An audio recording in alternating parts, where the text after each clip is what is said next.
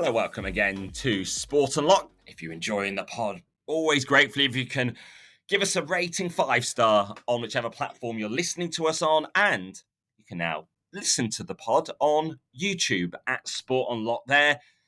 You don't get to see us at the moment, but you can hear us. And for updates on the pod, there's the new WhatsApp channel in the pod description to listen to myself, Rob Harris from Sky News, Martyn Ziegler from The Times, and Tariq Panja from the New York Times. And we did have the pleasure of being at the Premier League meeting this week in London, Tariq. We did. What do you mean we're not going to be seen on YouTube? I've had a haircut, Rob, for this moment. You have, and Ziggs even has a new camera. He's got a new camera. Well, I had to get a new camera to give your hairstyle the new. Well, look, and now no YouTube. So anyway, didn't make that pronouncement too soon about not on camera. If there's a demand, if people actually want to watch us as well as listen to us, we can put the video of this out. I feel cheated, Rob. Yeah, we were at the Premier League meeting in London this week.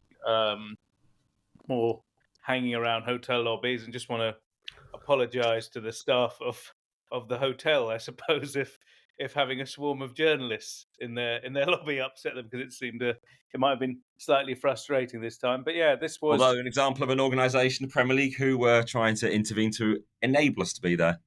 Yeah, absolutely, and that was again that was really useful, and we spoke to officials from the Premier League.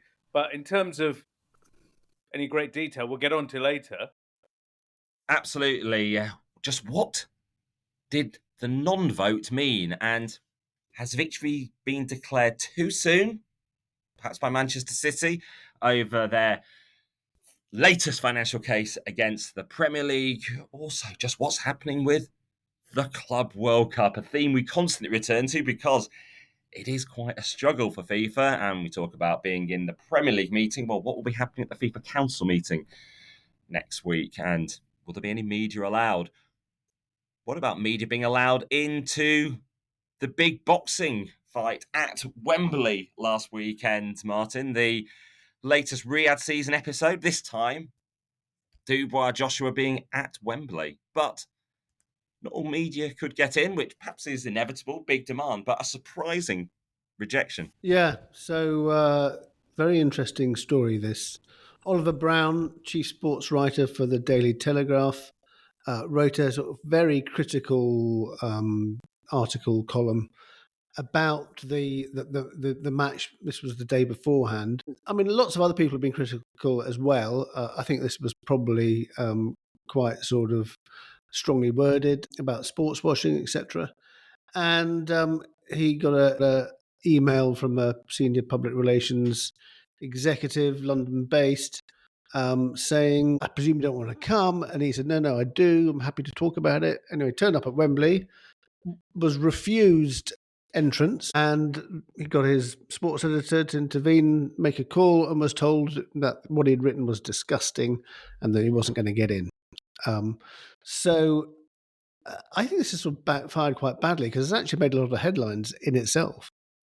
No, it became a much bigger story, didn't it? I mean, it's lasted for a few days, and there's reaction and counter-reaction. We haven't actually heard from the Saudis, but we've heard from surrogates like Frank Warren and Eddie Hearn about how important the Saudis are. There's another flashpoint inside Wembley Stadium on the same day. So in terms of getting attention, what we're talking about is not this great heavyweight fight. And it was incredible. Daniel Dubois knocking down favourite Anthony Joshua in the first round and sort of potentially eliminating and ending his career in the fifth round. Incredible night. But what we're talking about this issue with Oliver Brown, which is a massive issue. And then we're all going to talk about another issue as well, which was the playing of the Saudi national anthem, the stadium turning green, just in the seconds before the fight. So it's not the boxing we're talking about, is it? No, it's not. I mean, I did a story on Oliver Brown's exclusion. I contacted Caroline McAteer, who runs the sports PR company, which is working for the Saudis, and on this. She declined to comment. The message that the organisers were giving out was that the press area was oversubscribed and at the last minute they had to make a change. But from that seems completely implausible to me. So I think it's a sort of a way of trying to sort of claim that it wasn't political reasons why he was excluded.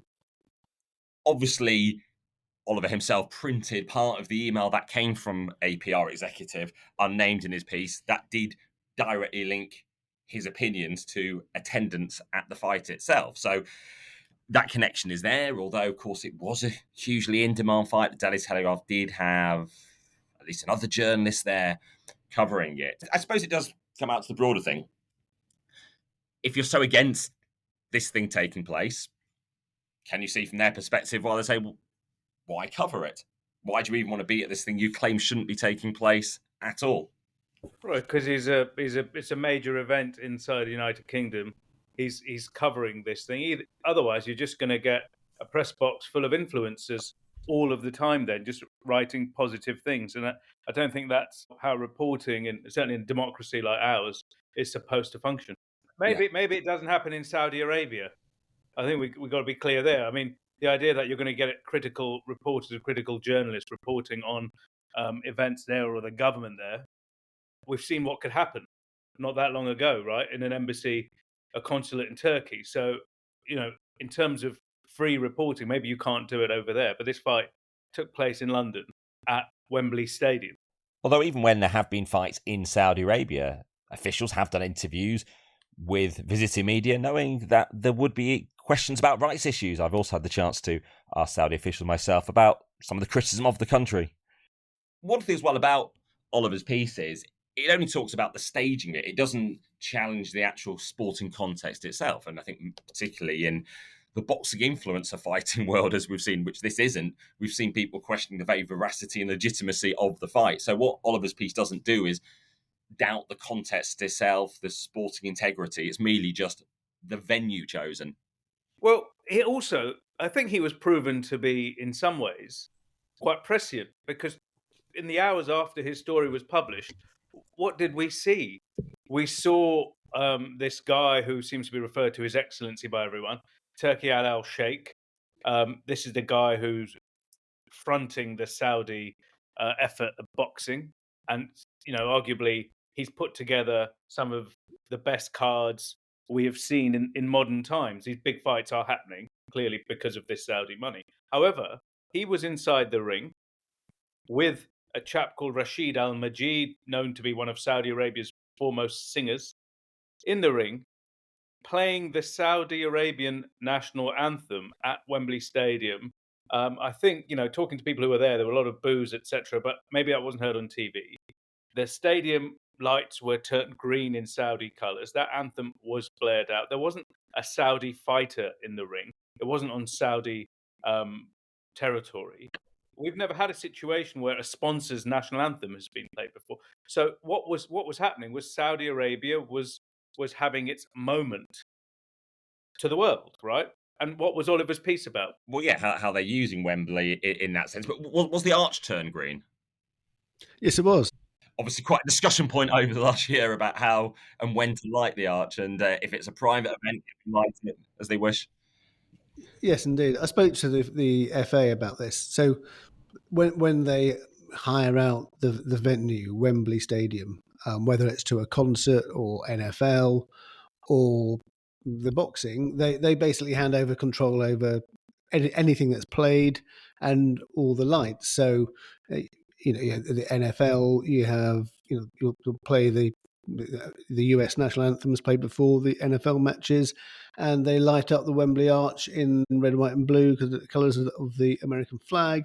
But that is down to the promoters, that they don't have any control over that. So this is very much a issue for the organisers of the match, who clearly think, they are giving us a load of money. We're going to do exactly what they want, and if that means promoting the Saudi Arabia on foreign soil, then if that's what it takes, that's what we will do. And Eddie Hearn went on to say a few days later he'll do it at every match if they want it, because he thinks it's a sign of respect. And a few questions from this, Tariq, you doubting particularly why the anthem should be played. Why is it any different from the American national anthem being played for an NFL match? Where is the threshold? I'll tell you exactly why. Okay, we could do this one by one if you want, Rob. The NFL is a league, and where were the teams from? Where were they playing? Who was playing? What, though? American teams? American teams. When you're watching an NFL game in America, what happens? Well, they have the anthem at They every have the week, anthem. don't they? Yeah, So, it's a whole part of the show. What they've done is done exactly what they do in all of their games, bringing their American teams and playing this game, and having their. When we're at a football match, when two countries are playing football, what do we hear? Well, the anthems of both teams. When we were in Qatar for the World Cup, at the FIFA World Cup, this is a good example. We didn't stand for the Qatar national anthem first, and then France, and then Argentina, even though it was on Qatari soil. But these are more singular events, aren't they? Show me a parallel to this. Tell me a parallel that you remember, and then we can then move on. Yeah, there is nothing like it. We haven't seen anything like it, and it is there is no comparison. So this is Saudi Arabia using their money to get themselves some sort of global influence, not for the first time, not for the last, and it's a lot of people don't like it, and they're allowed not to like it. The people who are getting the money, like Eddie Hearn, they probably do like it. I'm sure it's going to continue. And there was a time when perhaps boxing was struggling to bring in the money, 10, 15 years ago? There was questions over the future of pay-per-view events entirely. And it clearly has been revived as a sport. And you can probably see why a lot of boxers are appreciative of Saudi Arabia. They're very reluctant to tackle any of the more difficult questions about how they might be being used for a wider cause. Yeah, absolutely. I mean, look, we can't get away from the fact that, I said it earlier, that these people, this guy, Turki Al-Sheikh, he's put together some of the best cards we've seen. Even the undercard at the Wembley fight was incredible. There is a chance without this involvement, we wouldn't see the best fighting the best, because that's what's happened. And just want to say, in terms of people, surrogates for them in the sense, talking this up, Frank Warren, and I guess you have to caveat this with he's a business partner of theirs, so he would say this. But this is what he had to say in the aftermath. He was like, why is there criticism? A small minority complaining about the national anthem being played. He said these type of events would not be able to be made without financial input. It's for the love of boxing from His Excellency that has made this happen. The fans there, did you hear anyone moaning? Well, we did hear a few boos when the anthem was played. But he said it's a shot in the arm, and that's been provided by this Riyadh season event. I mean, it's not just boxing, is it? I mean, we know they've put a huge amount of money into football. And just another example, I thought, this week about perhaps what Saudi Arabia hopes to get from it. So Chris Smalling, the former Manchester United defender, has gone to play in Saudi Arabia this season. And he tweeted, because it was on the Saudi National Day, basically it's just a promotion for this project called The Line, this sort of city which is going to be built in a line, towering hundreds of feet in the air. And this is what he tweets, The Line, a cognitive city stretching across 170 kilometers from the mountains of Neom to the cross-desert valleys to the Red Sea, an architectural masterpiece towering 500 meters above sea level, but a land saving 200 meters wide, unique solar and wind advantages for 100% clean energy. I mean, if you got a sort of like star footballer tweeting something like that, I mean, I've been in touch with his representatives, and I think he was unaware that there's quite a lot of controversy around this project. But it just shows. Did they say, just quickly, did they say that in the 8 days he's been in Saudi Arabia, he's got his head completely around the architectural projects there? Because that tweet was very detailed. Did they tell you that Chris is very much invested and involved in Saudi's plans for the line? I think they said basically he was doing a favour from someone who had made a presentation to him about Saudi Arabia's sustainability plans and had asked him to do it. It did read like a sort of copy and paste, didn't it? And I can bring it back to boxing because remembering Amir Khan from 2 years ago, that after he met Sir Alex Ferguson, he went and post on social media about lovely to meet Sir Alex Ferguson at Manchester United Old Trafford Stadium. best known for managing Manchester United from 1986 to 2013. He's widely regarded as one of the greatest football managers of all time. Yeah. And that was from his Wikipedia entry for accused copy and pasting. Please tweet something like, Haven't checked the lines, Wikipedia. Bringing it back to some of the points we were discussing about why with the anthem play. Boxing is quite unique, isn't it, compared to some of those football events, even athletics, that they are one-off events, not linked to a series in any way. You have to negotiate each one. So they do have that more sort of singular nature of themselves. And this is actually part of Riyadh season. Yeah, exactly. I mean, this is Riyadh season. There's going to be another fight card on the 12th of October, Rob. Just imagine there was a Saudi fighter in the ring. So, of course, you'd play the... That'd be fine. So it's merely the fact there isn't a Saudi... it just didn't seem like... We're going to have sponsors demanding their anthem. So if, I don't know, visit Rwanda, saying like, Arsenal, sorry, we've got our logo on your sleeve. You must play our anthem before the game. Can you imagine what the reaction would be? I suppose and many years ago, there was, I think, a series of friendly matches before the start of the season that Wembley was used for a competition. Say that was organised by a Spanish company. Could you play the Spanish national anthem? You'd be against it on that regard as well. Yeah, but why would you be playing their anthem? Is what I'm wondering. Well, it's not tied to the actual sporting spectacle taking place. I mean, it's just bizarre. Yeah. So the one big thought as we wrap this section up is the fact by banning Oliver Brown, it created more of an issue. And this happens so often whenever a journalist is banned and it becomes a headline. Probably the organisers might be regretting it because it brings in a load of unwelcome headlines. Or, from the Saudi side, are they appreciative because they've managed to score one over a critic who has been barred from the event? Although they do claim, so some of the briefings are that it was just oversubscribed. I think all engagement is good engagement these days, right? You're in the news. I think it's backfired badly. We'll see what happens as Riyadh season rolls on. Well, so often we're talking about whether or not it will be the Saudis who do bail out the Club World Cup eventually. Pet project of Gianni Infantino launching next summer with 32 teams in the United States across June and July. And it seems not a week goes by when we're sort of wondering just what health is this competition in? Is anyone interested in it? Because, Tariq, you spotted the latest report in Gazzetta. Yeah, I mean, we've been talking about how this thing has been floundering. The issue in Gazzetta was they claimed there was a deadline for the broadcast tender this week. And half of the rights of half of the world were not bid for or at that number that FIFA wanted. Imagine having no bidders for this competition months before it's supposed to start. They're going to have to pull a rabbit out of the hat. And you mentioned Saudi Arabia. That's just speculation. Maybe. And actually, some Saudi club channels launched this week. Interestingly, on DAZN, linking it back to one of the main boxing rights holders. Very much. DAZN, the Len Blavatnik, the British Russian-born billionaires television network. We've talked about this in the past. Has lost billions of pounds since it launched and has been trying to find a way to make things work. In the past 6 months, a year, it has developed a very close relationship with Saudi Arabia.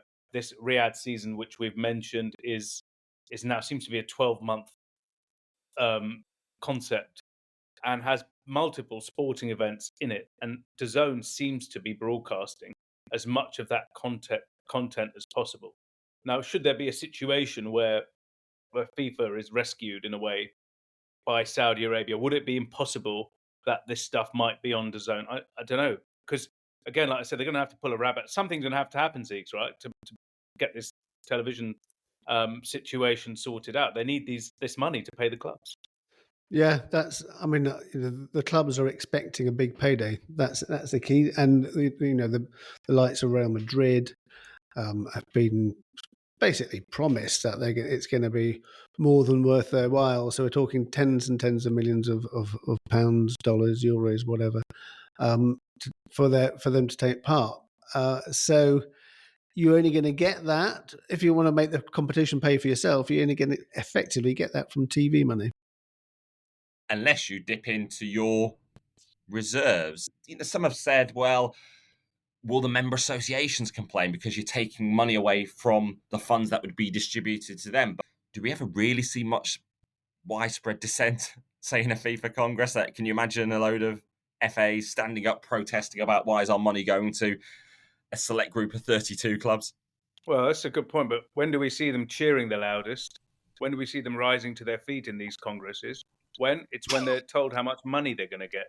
So if $2 to $3 billion in this case is being diverted, including to some of the richest clubs in the world and some of the richest owners in the world, that might not be that easy.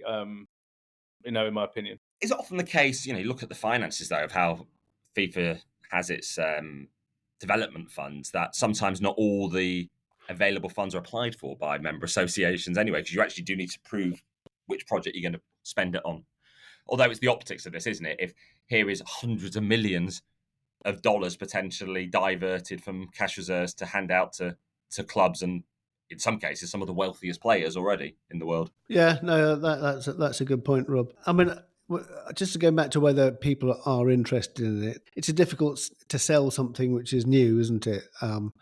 And it's also difficult because it's missing some, I think, really big clubs in terms of the sort of the global footprint, the interest. Manchester United, Barcelona, Liverpool. What do you mean? People say they have the 32 best clubs in the world. That was in their press release and said on stage on Saturday night in New York's Central Park when announcing the stadiums being used. Of course, it's clearly not the case. Just look at Spain. Atletico Madrid have qualified based on their UEFA ranking over Barcelona, who have finished higher than them in Spain in the last couple of seasons. And this is also notable. We haven't made clear this is the Men's Club World Cup only. And that is more than FIFA does, as everything from the press releases to the speeches led by Gianni Infantino in New York announcing the stadiums just call it the FIFA Club World Cup. They said teams will play for the only official title of FIFA Club World Champions. No mention of that being only the men's champion, and no mention of the Women's Club World Cup that has been long delayed but is now planned to launch in 2026. And it seems incredible when starting a new competition that the men take primacy for the title. Obviously, the Men's World Cup started in 1930, then the women's version only developed from the 1990s. But what about those venues we finally do have for the Men's Club World Cup next June and July in the United States? Well, the final will be at MetLife Stadium in New Jersey a year before it stages the Men's World Cup final. The other 11 venues are across Atlanta, Charlotte, Cincinnati, Los Angeles, Miami, Nashville, Orlando, which has 2, Philadelphia, Seattle, and Washington, D.C. It makes it slightly more real. The fans will know where to book. Yeah, that there is this event. There are stadiums booked. And it's not unusual for rights to be sold late even for the main Men's World Cup, particularly if, as Italy has seen in the past, your country hasn't qualified for it. So that's where you see could make sense to leave it late to strike a better deal. Like, why bid early if there's less competition? Yeah, but if you're saying the question is money, I think it will be shown on television or it will be broadcast somehow, because otherwise, look, if you can't see or hear the damn thing, did it ever take place? So the thing is going to have to be broadcast, and the clubs won't want it just hidden away. This is part of the challenge. When they were talking about going to streamers, and Ziegler's made a really good point there, when something is new and you haven't seen it, it's hard to grow an appreciation of this thing. So it needs to get to a really wide audience to see if people like it. And that's the tension between giving it free to air or hiding it behind pay TV. And that question of Apple earlier, one of the big concerns was, well, who watches Apple? And they have MLS, which has perhaps lost quite a lot of visibility beyond those sort of small clips of Messi that might go briefly viral occasionally for matches. What about Slow Horses? Fantastic program. Well, congratulations, Apple. Worth Yes. the subscription on its own. Well, oh, exactly. my goodness. That's for our Film Unlock podcast to come. There is something I did read this week from Jeff Zucker. He's the former boss of CNN, now CEO of Redbird, which is the Abu Dhabi-backed fund. Now, he was talking to CNBC, and he said, I'm particularly excited by the prospect of owned and operated sports properties. We've seen Netflix wade into sports with a golf event, a tennis event, and even a hot dog eating contest. I expect more streamers and other distributors to continue to experiment with live sports rights. And he's effectively talking about the streamers in particular owning and operating the sports events and leagues more themselves. How would that work with, is he meaning like established leagues, like the lock stock NFL being completely bought by something like Netflix? Or are we talking about new billion-dollar competitions that will kind of suck the global talent into new competitions? Yeah, I mean, we've seen things like exhibition events in tennis in Saudi Arabia. Maybe he's talking about things like that, and obviously he's referencing hot dog eating contest. Maybe that's something that might be seen by some as a sport or not. I was going to say, I mean, the stuff he's talked about, why has he got so excited about these things? It's like these random exhibition tournaments and, a processed food eating contest. Well, because for Redbird, it's about investments in media, sports, and entertainment. Are people watching this thing that he's really? Well, he must be. I mean, it'd be interesting. Let's get Jeff, if you're listening, write in, come in, join, tell us what you're on about. So the question is, if you held a hot dog eating contest at Wembley, could you play the American anthem? If it was a bratwurst eating competition, yeah. Play the German. Yes. No, but it's an interesting idea, isn't it? Could you have a broadcaster like owning whatever Premier League football, and not only do they control everything. I think that would run into problems, certainly in the UK, with the competition authorities. Yeah, I mean, it'd be interesting if the broadcaster in this case is a single entity, if I'm getting what he's saying, and controls all of the teams somehow as well, and the entire environment. And that is a closed environment that is broadcast with the best talent. Could you imagine basketball or something like that? I don't know. We saw that in the 1970s with World Series cricket, which was run by the Australian tycoon Kerry Packer, and all with his own TV network, Nine in Australia, behind it. Yeah, in seriousness, I suppose, I've kind of had a few flights of fancy talking about this issue and Jeff Zucker, but streaming networks are also struggling as well. They're not all doing really well. Have you noticed Netflix has added adverts, Prime has added adverts to boost their revenues because they are loss making. These aren't profitable entities. So buying the best sport is very, very expensive. If you buy the global rights to the Premier League, I don't think it's going to be possible for legal reasons as much as anything else. But that's a fair few billion every year. Are you going to make that back? Well, something that was profitable for FIFA was their EA partnership. It also gave them great brand awareness around the world in a non-negative way. But, of course, Gianni Infantino cut that deal with EA a couple of years ago, saying they could go out alone and create a better game themselves. Well, this week I was at the launch of the second version of EA FC 25, their second game since they split from FIFA. Seemingly as successful as ever without the FIFA brand, attracting top players. Zinedine Zidane was at the launch in Madrid. Gareth Bale was at the London one. Other players, another launch in Italy as well. And still no sign of the FIFA game. How much was it worth to FIFA? And do you think they're regretting that? It was the highest line item per year for FIFA. We're talking about 110 to 150 million dollars, because there was some movement in how that works, and they didn't have to really do anything for that. You hand over 4 letters, you get all of that cash, and you just sit on your backside and count it. We talked about it before the negotiation. It went south because FIFA asked for a load of money, and EA launched this game, essentially the same thing but without those 4 letters, and has seen no drop off. Yeah, I think I might have said in the past that Arguably, FIFA should have paid EA Sports for that because it was the sort of biggest single promotion across the globe of its name in a positive way. And I'd be interested actually if kids playing it still call it FIFA. I wouldn't be surprised if a lot do, but that will die out, I'm sure, and more will just call it EA Sports FC. I can inform you at your more advanced age that many people do still just call it FIFA. Yeah, Without being ageist. and they're not getting any of their money for it. So there you go. But the other, there's a bigger kind of significance to this. That platform has hundreds of millions of users not only playing it. There's now people watch these things. They engage on this platform. But we're talking about an audience that FIFA really needs, not us old fogies, but young people, very young people that they want to continue watching and enjoying football, that they want to talk to. Now, suddenly, they've lost access to those people. Their sponsors potentially have lost access to those people and that data.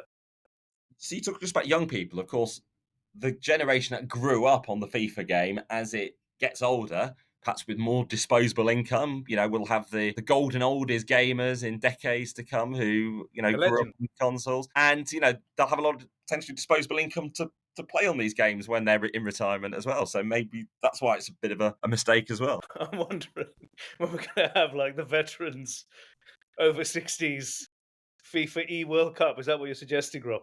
Well, it's one to launch as our own streaming platform. One most important thing, though, from the EA FC launch in London was many of our listeners were there and they were talking about enjoying the pod. Oh, excellent.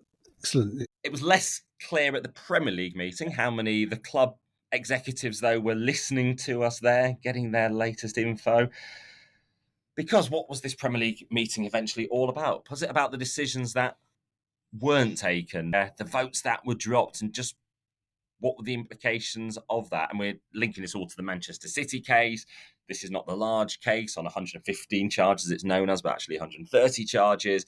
This is the more recent other case on associated party transactions, effectively the rules limiting how much a sponsorship can be deemed to be worth if it's beyond fair market value, particularly sponsorships linked to the club's ownership themselves. And Manchester City have attacked these rules, calling it discriminatory, a tyranny of the majority. There's so much secrecy around this case that in the void it does allow a minor interpretation to be claimed as a victory. So where are we at and what exactly happened? So what we know is that some amendments to the rules were put forward on the agenda around strengthening some of these associated party rules and some of the requirements on the clubs in terms of making sure they're complying with the rules and what they have to reveal, and also the access to a database of commercial deals. At the moment, all the clubs have to submit all their commercial deals to a database, which is kept confidential. One of the amendments was around ensuring that would remain confidential in all circumstances. Now, after these amendments were pulled, they were dropped, and it seems that they are connected to this Manchester City associated party transaction case. Now, the secrecy around this is so sort of intense that actually neither side is actually allowed to tell anybody anything unless the chairman of the commission, the independent commission who decides, and looking at the Premier League handbook, it states the chair of the panel, if he considers the decisions to be of a wider application or of use to the board and the clubs, can, with the agreement of both parties, produce a summary of the award. So only under those circumstances, if both parties agree and the chairman of the panel agrees, can anything be published around this case. So that everyone is operating in a bit of a sort of vacuum and not really knowing exactly what's happened. Yeah, I mean, that's part of the issue of commercial arbitration. You see it also at CAS, where both parties have to agree, for example, for a public hearing, for example, in this case. But for football, we've talked about the fact that these teams have millions of people supporting them, and there's such a big public interest and societal interest in these things. The fact it's also cloak and dagger. I mean, it's contractually cloak and dagger, and they're doing everything according to their rule book here. But it does really frustrate a lot of people. Some of this stuff feels very significant, and it's left for people, us, to speculate on what could happen. So what you're saying is that only if something massive happens, the Premier League has to maybe rewrite all of its rules, will the public know, will even some of the clubs know what happened in this case, like officially? And this point was addressed by DeMarco Casey, the leading sports lawyer who's been involved in many of these cases. In fact, he retweeted with a comment on one of your tweets, Tariq, and he was talking about the secrecy and not knowing the results, if indeed there's been one. And Nick says it does the Premier League's reputation no good at all at a time the government is considering the powers of a new independent football regulator to keep such matters of football regulation that affect the whole competition secret.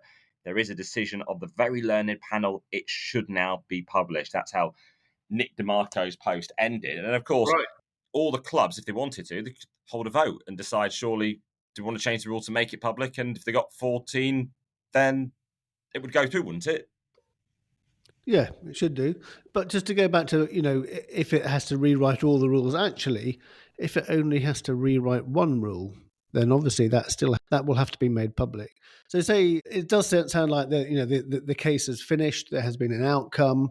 I think Nick DeMarco said it is perfectly possible for both parties to claim victory in it because Manchester City may have won on one part of it, Premier League won on another. But if there is a single rule that has to be changed, that will have to be made. Clubs will have to be told about it because. What will happen now? I guess if that's going to happen, is that they will have to work through a rule is going to be changed, and then they will have to present that to the club. So, I think only then will we find out exactly what has been won and what has been lost. Fine, but can we talk about the reaction yesterday? And this is why it's important. I saw major breaking news, blah, blah, blah. This has happened. Fans going absolutely nuts one way or the other. If you're a Newcastle fan, if you're a Man City fan, there you go. We stuck it to them. Blah, blah, blah, blah, blah. Huge reaction. Fans are confused. What has gone on? So, yes, within the cloistered rooms of the Premier League and these hotels and closed doors, this process is taking place. But it clearly is affecting the football public, who seem a long tribal line to where their club fits into this, to have a reaction to this stuff. Wouldn't it be better if they can get a clear answer so we know what's gone on? Now, Manchester United are the only club that I can think of listed on a stock exchange, on the New York Stock Exchange. Surely, particularly if there are more clubs or involved any clubs on a stock exchange, there are implications of these interpretations of the information void and what it meant, because it could have a knock-on effect on share price, couldn't it? In terms of material change. Yeah, on the business. Yeah, and that's a great point. I mean, these are United in a sense is listed, but these are going to affect bottom line of this thing. But I just think, again, sorry, just to bang on about the fans, that this elicits such a big reaction, and it affects the image of the league, image of the clubs involved. And then when you're groping in the dark, people are going to find an answer that suits them. And I don't think that's particularly good and healthy for the league. And in terms of the regulator, maybe this again speaks to the reason for having one. Can the clubs be trusted to make their own rules? Well, it keeps the lawyers busy, doesn't it?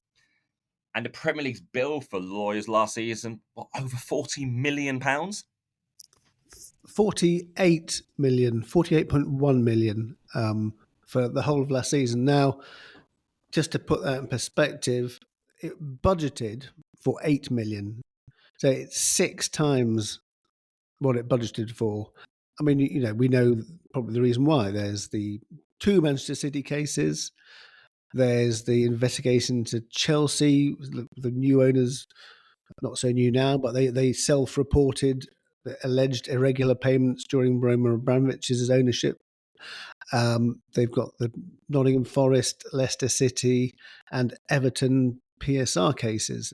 I think we did talk about it before. Just the first Everton case alone cost the Premier League just under 5 million. So they all mount up, and it's.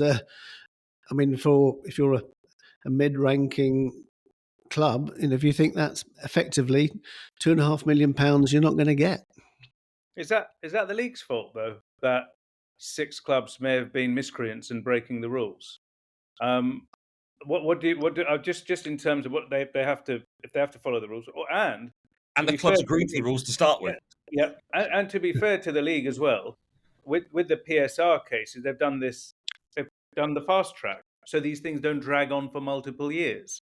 In the past, as we've seen with City, because there was no kind of time frame on legal cases with PSR in this case, in the case of these other teams, there is. So it's not going to drag on and on and on and on. You're going to get a verdict and an appeal, and they try and do it within the season. Now, how that goes is a whole different question. And in terms of the Premier League's global income, yes, the lawyers are making a lot of money. Yes, 48 million is a lot of money. But, centre forwards, 40 million. That's one player in the Premier League.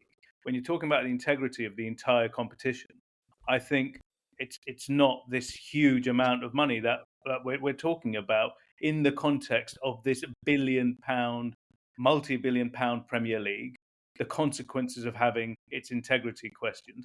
They must have to spend money, especially if a handful of teams are going to try and break the rules, allegedly. It's not the Premier League's fault. Of course it's not. But I think if you're a club who hasn't been involved in any of these cases, it must be quite galling, I think, when you look at it and think, I could have had some of that money. Well, you might be relegated too, Ziggs. You might be relegated too, because the other teams, and you lose a lot more money. Well, no, exactly. I'm just saying. You're right. It's absolutely right that the integrity of the competition is upheld, and you have to do it.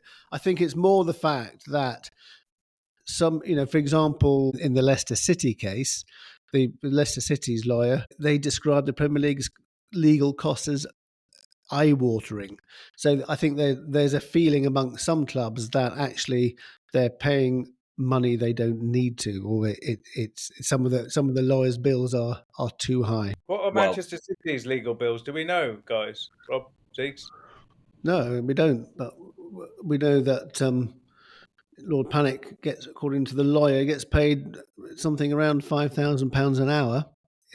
There was the famous leaked email from the legal chief, Simon Cliff, City's legal chief, saying that Khaldoon would rather pay $30 million on 50 of the best lawyers in the world than sort of submit to UEFA's financial fair play rules. Yeah, some have suggested the Premier League could be spending this on better things, I don't know, like community projects, but any organisation has to spend on regulatory matters largely. And to think of that, the Premier League, they earn over £10 billion in a sort of 3-year cycle. We're talking barely 0.5% of that is being spent on lawyers. So obviously, if you think about the number of pitches that could be built, facilities for grassroots, obviously notable. But, why do we have referees? You spend on referees because you need them in matches. A few other things floating around in the news. European Club Association looking at closing transfer windows before the season starts, something the Premier League tried a few years ago, but the rest of Europe didn't align, so it put European clubs at a disadvantage. And away from the world of football, what about Formula One, the Singapore Grand Prix? An interesting visitor there. Yeah, the president of Rwanda, Paul Kagame, was walking around with senior politicians from Singapore and senior figures within Formula One. Now, there has been speculation before that Rwanda might be interested in having a Grand Prix, and I think his presence there perhaps signalling that this could happen. There's not been a Grand Prix in Africa since, I think, South Africa in the sort of early mid-90s. Now, Kagame's interesting figure, isn't he? He's had the FIFA Congress there recently, become a sort of conference place. But what do you think about Kigali hosting a Grand Prix? I mean, it's going to cost a lot of money. Well, Rwanda is known as the Singapore of Africa, as well, actually, in recent years, in terms of because of its size and the kind of advanced economy it's got under Kagame. But of course, those human rights questions are also obviously going to be brought to the fore. But Formula One has shown it really doesn't have too many issues with where it hosts these games. We've seen these races, Azerbaijan, across the Gulf, etc. That they're not concerns. So you're right in terms of what it will take. Is this cost, and should Rwanda be spending that money on hosting a Formula One race? It does bring a lot of attention, though, doesn't it?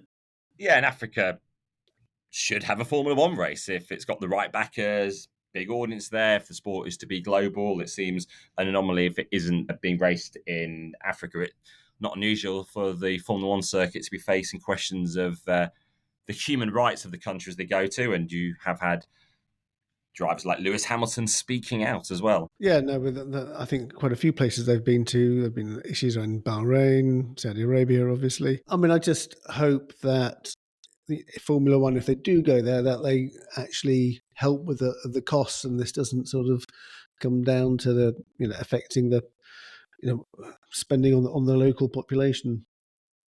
I can't imagine they will, though. It's a private company. It's not like it hasn't got really a benevolent arm, a development arm in the sense of the IOC or FIFA.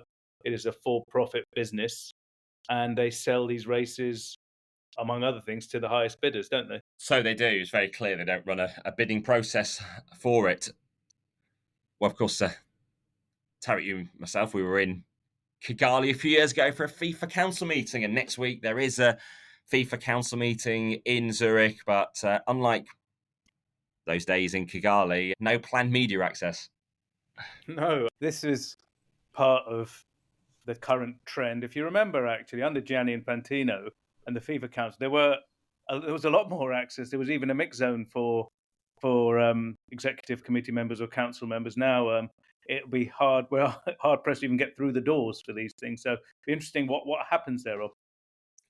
Indeed, one of the big things on the agenda is the long-delayed legal review into Israel's status in international football follows a complaint by the Palestinian FA that they originally brought to the Congress in May. A complex case, Palestinian complaints over the destruction of football facilities in Gaza and indeed the deaths of many players. Also talking about discriminatory conduct in terms of teams from the West Bank being part of the Israeli League. As it stands, in the last year, as the war has intensified, as far as I know of, no major sport has banned Israel. UEFA have already said that it's not something they're considering, pointing at how the war started in terms of the Hamas rampage on Israel in the last year. And as we're speaking, the conflict between Israel and Hezbollah escalating as well. So it's a very complex and delicate situation for FIFA to deal with, and any expectation of some firm decision next week? No. So Gianni Infantino described this a need for a kind of plan, an idea, a resolution, or whatever they were going to do as an emergency in May at the Bangkok Congress. He hired 2 external lawyers to write a report ahead of the Paris Olympics, because Israel obviously were participating in the FIFA competition there. They provided a report, but FIFA said, look, it needs more work, kick the can down the road to this moment now. A new report has been submitted.